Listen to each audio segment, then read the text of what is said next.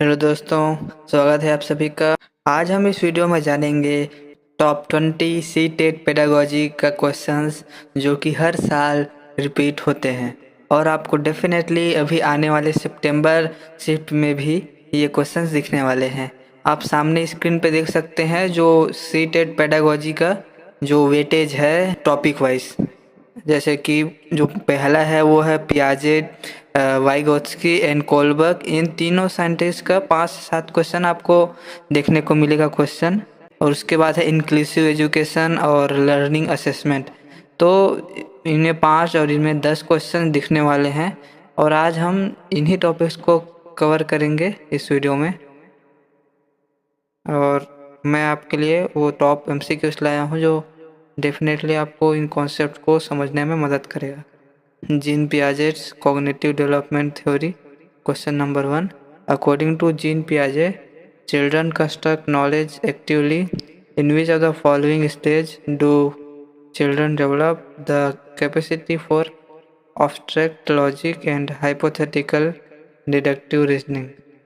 Option A sensory motor stage, option B pre-operational stage, option C concrete operational stage या option D formal operational stage. तो इसका correct option होगा D formal operational stage, क्योंकि बच्चे जो लगभग 11 से 14 के एज के ग्रुप में जो आ जाते हैं, जो एडल्टहुड में जाने लग जाते हैं, वो डेफिनेटली उनका जो ब्रेन है वो इस लेवल तक विकसित हो जाता है कि इन कॉन्सेप्ट्स को बियॉन्ड द इमेजिनेशन और the abstract complex thinking hypothetical thinking को स्टार्ट कर देते हैं, उतना एबिलिटी आ जाता है। तो इसका राइट आंसर होगा जो हमारा क्वेश्चन नंबर 1 है, इसका राइट ऑप्शन हो जाएगा आंसर नंबर 4। ठीक है, ये चौथा आंसर इसका सही हो जाएगा। अब हम देखते हैं नेक्स्ट क्वेश्चन। नेक्स्ट है ले Vygotsky social constructivism.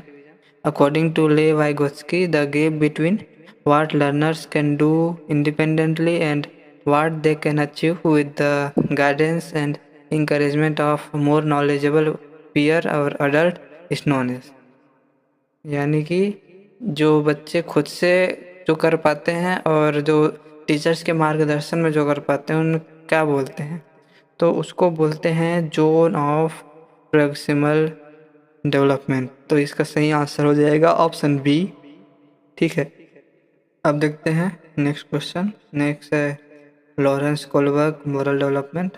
A child reason if Heinz doesn't steal the medicine to save his wife he is letting her die, but if he steal it he is breaking the law and should go to jail.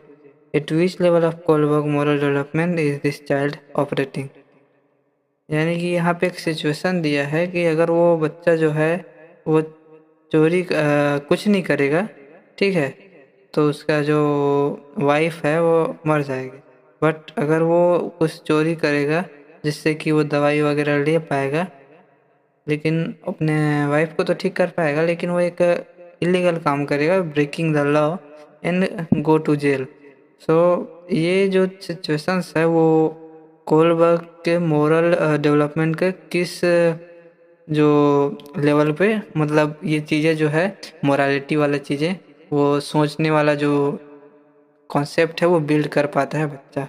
सो इसका right answer जो हो जाएगा क्या है, पहले pre conventional, conventional, post conventional या unconventional. तो इसका राइट ऑप्शन जो हो जाएगा वो हो जाएगा ऑप्शन बी कन्वेंशनल।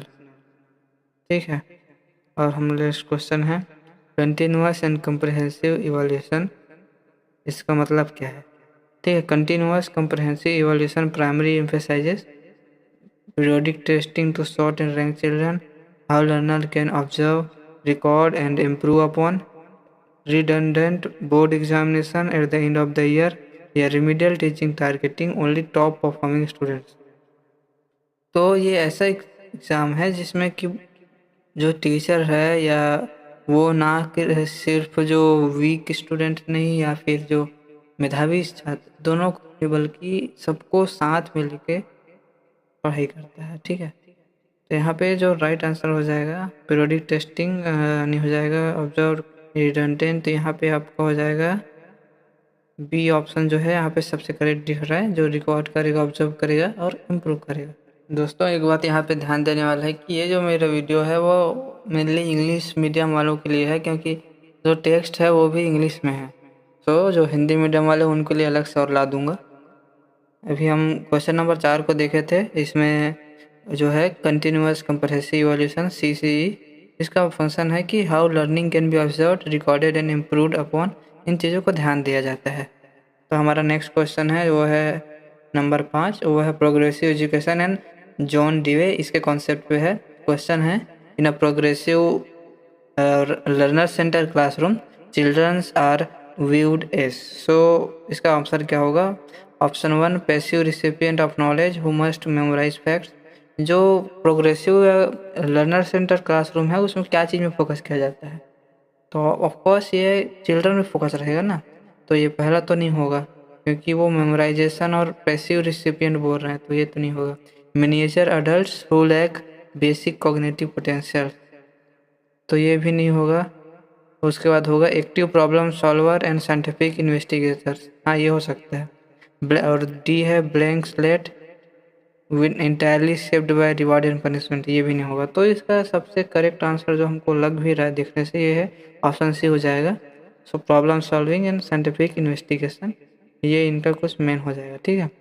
इसके बाद देखते हैं question 6, nurture versus nurture controversy. Which are the following statement accurately describe the relationship between heredity and environment in human development? Development is exclusively determined by genetic programming. Environment is the role factor shaping human behavior. Heredity and environment interact in a complex, inseparable manner, या both operate completely independent of each other. तो nurture और nurture controversy का difference क्या है? सो इसका right answer जो है वो हो जाएगा, तो यहाँ पे जो करेक्ट आंसर हो जाएगा इस क्वेश्चन का वो हो जाएगा option C, heredity and environment interact in a complex inseparable manner, क्योंकि दोनों चीज़ें जो है वो इनमें बहुत ज़्यादा महत्वपूर्ण भूमिका निभाती है इन एनवायरनमेंट इन ह्यूमन डेवलपमेंट, ठीक है। So next question, meaning of inclusive education. Inclusive education is built on the philosophy that, तो इसका जो राइट आंसर हो जाएगा आप देख सकते हैं यहाँ पे, जो राइट आंसर है वो हो जाएगा जो 7 है। यहाँ पे क्वेश्चन नंबर 7 का आंसर जो हो जाएगा वो हो जाएगा B, all children regardless of physical, cognitive and social linguistic differences have a right to study in regular schools. Inclusive education is built on the philosophy that children with special needs should be segregated and taught in separate institutions. Children regardless of physical, cognitive, social or linguistic differences have a right to study in regular schools. Schools should select students based on their intelligence score. Teachers should adopt a rigid and uniform curriculum for all learners. So इसका जो right answer हो जाएगा ये हो जाएगा कि all children regardless of physical, cognitive या social linguistic differences have right to study in regular school, ठीक है। अब देखते हैं next question, Howard Gardner, a teacher designs the classroom activity that allows students to express their learning through music, dance, debates, and personal journey. So, which theory of intelligence this teacher applying? इसका जो right answer है वो हो जाएगा Harvard Gardner's multiple intelligence theory, option C. अब देखते हैं learning disability dyslexia. Student frequently struggle to read fluently, confuses letters like B and D, and finds it hard to spell words correctly. This child is demonstrating primary characteristics of, जो बोल नहीं पाते हैं बच्चा, उनका क्या दिक्कत होता है प्रॉपरली जब वो किसी चीज़ को टेक्स्ट को पढ़ नहीं पा रहा है या फिर उनको बोलने में दिक्कत आ रहा है। तो इसका जो राइट आंसर हो जाएगा वो हो जाएगा डिसप्रैक्सिया, क्योंकि डिसकैलकुला जो है मैथ्स से रिलेटेड है, मैथ्स, और डिस्ग्राफिया यानी कि राइटिंग, और डिसलेक्सिया मीन्स यहाँ पे हो जाएगा डिसप्रैक्सिया। डिसलेक्सिया जो है सही हो जाएगा, क्योंकि जो डिसप्रैक्सिया रहता है, एक सेकेंड, डिसप्रैक्सिया है वो मोटर न्यूरॉन्स जो फंक्शन नहीं कर पाता है, शरीर जो है सही से काम नहीं करता है, उस कंडीशन को कहते हैं। और डिसलेक्सिया यानी लर्निंग या फिर जो फोनोलॉजिकल जो ऑर्गन्स रहता है, सेंसरी ऑर्गन्स है, वो सही से काम नहीं कर पाते हैं। ठीक है, तो यहाँ पे जो सही आंसर हो जाएगा वो हो जाएगा ऑप्शन डी, डिसलेक्सिया। देखते हैं 10वां, the pedagogical role of errors. Children errors and misconception during teaching learning process should be treated by the teacher as, जो टीचर है वो स्टूडेंट का गलतियाँ जो है, उनके मिस्टेक्स है, मिसकंसेप्शंस है, उसको कैसे ठीक करेगा। So a sign of low intelligence that requires severe punishment, नहीं। A major barrier that must be ignored to maintain classroom pace, नहीं। A meaningful step that provide insight into how children think, a failure of the education system that demand instant mechanical drilling. So ऐसा कुछ तो होता नहीं है। So sir इसका सबसे सटीक आंसर हमको दिखाई दे रहा है, वो होगा ऑप्शन सी। ठीक है, एक सेकेंड,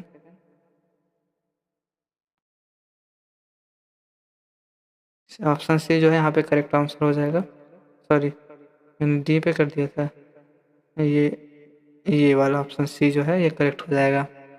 ठीक है, इनसाइट हाउ चिल्ड्रन थिंक, इस चीज़ को ध्यान देना है। उसके बाद है role of a teacher as a facilitator. According to the national curriculum framework (NCF) and the latest education guideline, the primary role of a teacher in modern classroom is that of dictator, director, facilitator, knowledge dispenser। आप इन चीज़ों का answer बहुत simply ये चीज़ सोच के भी रख सकते हैं कि डिक्टेटर का है नेगेटिव है, क्योंकि उसमें पैसिव मेथड आ जा रहा है। ठीक है, पैसिव मोड ऑफ टीचिंग आ रहा है। डायरेक्टर क्या है, सिर्फ गाइडेंस देता है, नॉलेज डिस्पेंसर भी नहीं आ रहा है। तो फैसिलिटेटर ही सबसे अच्छा है, जो स्टूडेंट्स खुद से कर रहे हैं उनको कुछ गाइडलाइन देंगे जिससे वो और अच्छा लर्निंग प्रोसेस खुद से कर पाएंगे थ्रू देयर ओन एक्सपीरियंस। और जहाँ पे गलतियाँ हो रहा है वहाँ पे टीचर्स आके उनको फैसिलिटेट करेंगे। ठीक है, तो इसका सही आंसर है C, facilitator. Intrinsic versus extrinsic motivation, question number 12, which are the following is an example of intrinsic motivation. So intrinsic motivation होता क्या है, ऐसा मोटिवेशन जो बच्चे के सेल्फ इनर सेल्फ पे आ जाता है, जो इनका इंस्पिरेशन होता है, जो खुद से डेवलप होते हैं अंदर से, ना कि बाहरी फैक्टर्स जैसे टीचर या रिवॉर्ड, इन सब चीज़ों से ना होकर खुद बच्चे किसी चीज़ को लेकर अपने से मोटिवेट हो जाता है। सो रिया ऑप्शन देखते हैं, Riya studies hard to win a cash prize from her parents, तो ये नहीं होगा। Aman solve extra math problem because he genuinely enjoy the challenge of problem solving, ये हो सकता है। Sahil complete his homework to avoid getting scolded by teacher, तो teacher के कारण वो पढ़ रहा है ताकि वो डांट ना खाए। ठीक है, Priya participates in a science fair to gain praise for her peers, तो ये भी नहीं होगा। तो इसका सही आंसर है वो हो जाएगा option number B, Aman solve extra math problem because he genuinely enjoys the challenge of problem solving. 12. Gender is a social construct. Statement like boys are naturally good at mathematics while girls are naturally suited for home science promote, ये किस चीज़ को promote करता है, gender equality नहीं, gender consistency नहीं, gender stereotype, gender sensitivity. तो इसका सही आंसर है वो हो जाएगा option number C, gender stereotype. अब देखते हैं question number 14, individual differences among learners.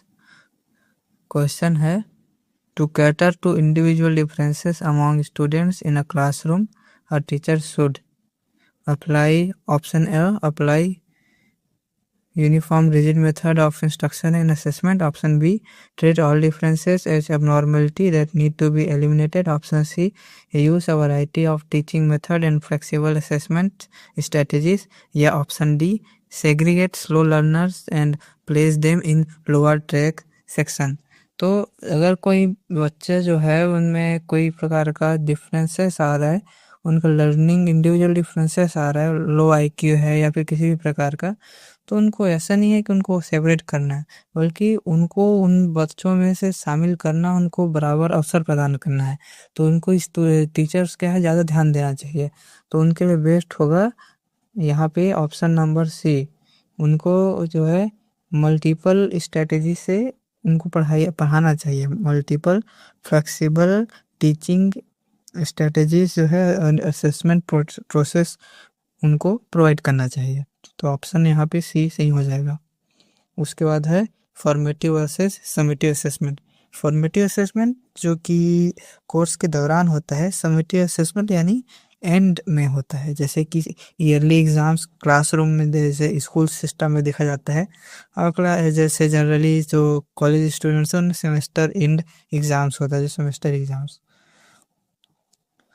Question है an assessment that is integrated throughout the regular teaching learning process to provide continuous feedback to both the teacher and student is called. तो ये हो जाएगा यहाँ पे जो उनके process के दौरान दिया जा रहा है, तो ये हो जाएगा यहाँ पे सी, जो ये है आपका फॉर्मेटिव असेसमेंट यहाँ पे हो जाएगा। अभी मैं बताया था नॉर्म रेफरेंस असेसमेंट यानी कि जो पर्टिकुलर सब्जेक्ट के लिए किसी टेस्ट या फिर कोई भी चीज़ जो हो रहा है उसके बेसिस में डायग्नोस्टिक में जो भी प्रॉब्लम्स को डायग्नोज कर टेस्ट ले रहा है मान ली, उसके बेसिस में उनको समझ आ रहा है कि कॉन्सेप्ट जो है बच्चे जान रहे हैं कि नहीं जो पढ़ा रहे हैं। तो ये सब चीज़ें होता है। अब देखते हैं next question. Question number 16, development principle cephalocaudal trend. The question, principle that physical and motor development proceeds in a sequence from the head down towards the feet is known as। तो ये हो जाएगा सेफेलोकॉर्डल ट्रेंड। जो ऐसा development process जो कि sir से लेकर पैर की ओर जाता है उसको बोलते हैं सेफेलोकॉर्डल ट्रेंड। ठीक है, तो प्रोक्सिमो डिस्टल यानी कि सेंटर से साइड में जाना, तो ये तो नहीं आएगा। इंटीग्रेशन प्रिंसिपल साथ में जुड़ना, डिफ्रेंशिएशन, ये मैथ्स का कॉन्सेप्ट जब भी अलग अलग हो जाता है, ये सब नहीं आएगा। अब देखते हैं next question. Socialization agents primary versus secondary, which of the following is considered the primary and most immediate agent of socialization for young children. तो सबसे महत्वपूर्ण जो बच्चे के विकास में जो देता है, जो उनको सोशल जो समाज से अवगत कराता है, बच्चा जब जन्म लेता है तो सबसे पहले इंटरेक्शन करता है वो अपने फैमिली से। तो यहाँ पे सही आंसर हो जाएगा ऑप्शन नंबर सी, फैमिली। क्योंकि स्कूल उसके बाद आता है और उसके बाद दुनिया भर जो सोसाइटी है उनका, और फिर जो मास मीडिया, रिलीजियस इंस्टीट्यूशन सब बाद में आता है। तो फैमिली यहाँ पे फर्स्ट प्रायोरिटी में रहता है, इसलिए ऑप्शन सी यहाँ पे करेक्ट हो जाएगा। अब है question number 18, critical thinking. Which of the following teaching practices is most effective at encouraging critical thinking in students. तो क्रिटिकल थिंकिंग को सबसे ज़्यादा प्रमोट क्या करेगा? Asking close ended question that require single word factual answer, नहीं। Encouraging student to accept textbook information without reservation, नहीं। Providing open ended problem and that require looking at multiple perspective, हाँ। तो ये सी जो है सही आंसर आ जाएगा। Relying entirely on mechanical drill and silent copy work, ये नहीं आएगा। तो यहाँ पे ऑप्शन नंबर सी जो है करेक्ट हो जाएगा। ठीक है, यहाँ पे ऑप्शन नंबर सी करेक्ट हो जाएगा डेफिनेटली। अब देखते हैं next question. Question number 19, a primary child says the sun is alive because it moves across the sky, how should a teacher respond to this statement. बच्चा कहता है कि जो सन है वो जिंदा है, क्यों? क्योंकि वो मूवमेंट कर रहा है स्काई में, कभी इधर कभी उधर। तो बच्चा उसको समझ रहा है कि वो जिंदा है, तो टीचर उसको कैसे समझाएगा? तो इसका बेस्ट तरीका, ऑप्शन देखते हैं पहले। Punish the child for sharing incorrect scientific facts, option A. Option B, scold the parents for not teaching basic concept early on, नहीं। Recognizing this as an alternative conception and guide the child through observation, option D, ignore the remark completely and proceed with standard text reading. तो यहाँ पे option C जो है सही हो जाएगा, क्योंकि बच्चों को यही चीज़ है जो सिखाता है, एक सबसे ज़्यादा हेल्पफुल रहेगा यहाँ पे। क्योंकि टीचर्स को समझना चाहिए कि बच्चे भी वो चीज़ डेवलप नहीं किया है, इनफॉर्मल जो formal thinking, obstruct thinking develop नहीं किया है कि लिविंग क्या है, non living, sensory motor stage में है बच्चा। तो उसके लिए बेस्ट ये होगा कि टीचर ये समझे और इन चीज़ों को समझाए कि वो कैसे काम करता है, and guide child through observation. अब देखते हैं क्वेश्चन नंबर 20। ये हमारे आज के वीडियो का लास्ट क्वेश्चन है। When working in small heterogeneous learning groups, a teacher's most effective approach is to। तो इसका जो आंसर है आप मुझे कमेंट में बताएंगे। इसका ऑप्शंस मैं पढ़ दे रहा हूँ। Leave the classroom completely and let students handle everything alone। Option B, serve as a silent spectator ignoring group friction। C, support and actively monitor each group's collaborative progress। या option D, provide the entire answer की early on to save time. तो इसका जो right answer है आप मुझे comment में बताएं, और नेक्स्ट वीडियो आपको किस टॉपिक में चाहिए आप ज़रूर से कमेंट करें। अगर ये वीडियो पसंद आया तो अपने दोस्तों से शेयर करें, लाइक करें, subscribe. And thanks for watching. Take care. जय हिंद, वंदे मातरम।